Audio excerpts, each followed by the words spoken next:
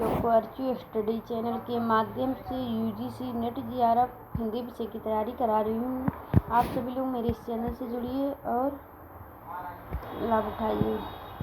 आज हमने इकाई पाठ्यक्रम में जो इकाई 7 लगा है कहानियाँ, उनसे हमने सभी कहानियों से 21 कहानियाँ हमारे पाठ्यक्रम में लगा है इकाई 7 में। उन्हीं कहानियों के हमने कुछ महत्वपूर्ण तथ्य यहाँ पे रखे हैं।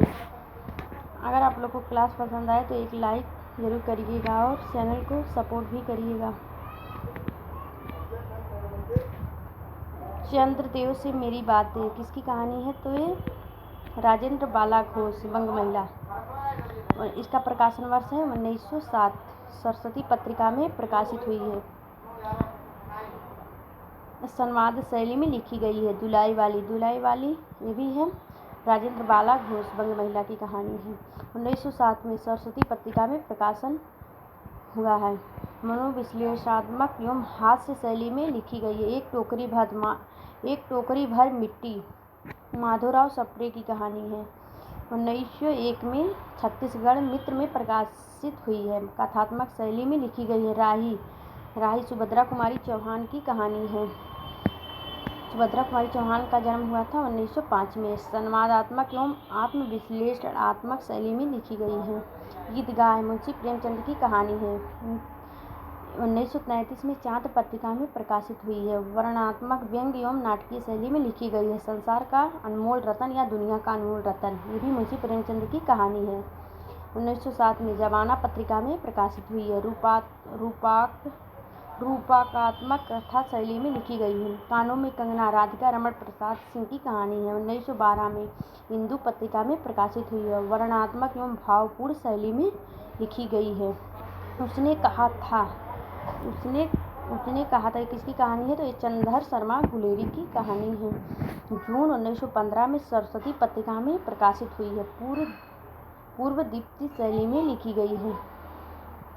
आकाशदीप जयशंकर प्रसाद की कहानी है। 1908 में प्रकाशन वर्ष 1928 में आकाशदीप वर्णनात्मक शैली में लिखी गई है। अपना भाग जैनेन्द्र की कहानी है। 1931 में वातायन कहानी संग्रह में प्रकाशित हुई है। ये संवाद शैली में लिखी गई है। तीसरी कसम फणीश्वरनाथ रेणु की कहानी है। आप परंपरा पत्रिका में 1958 में प्रकाशित हुई है। ठुमरी कहानी संग्रह में 1959 में प्रकाशित हुई है।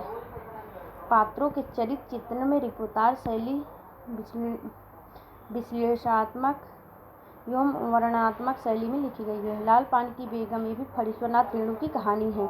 1957 में भावात्मक एवं काव्यात्मक शैली में लिखी गई है। गैंग्रीन कहानी आगे की है। मई 1934 में प्रकाशन वर्ष है। उत्तम पुरुष यानी कि आत्मकथात्मक शैली में लिखी गई है।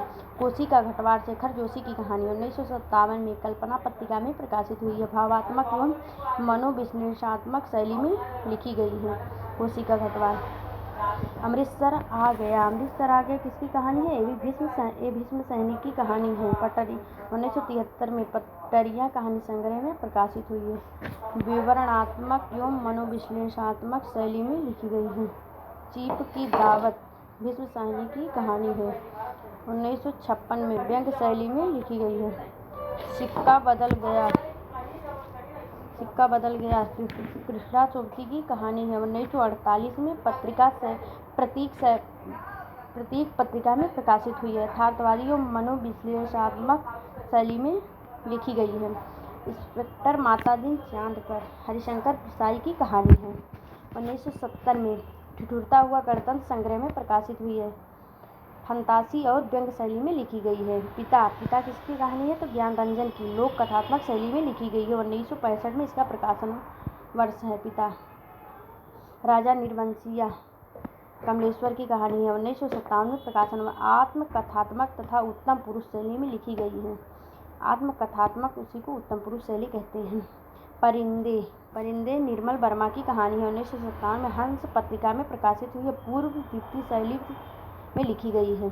परिंदे लतिका और गिरीश नेगी के बीच सहचर की कथा में प्रतीकात्मक एवं मनोविश्लेषणात्मक शैली में लिखी गई है।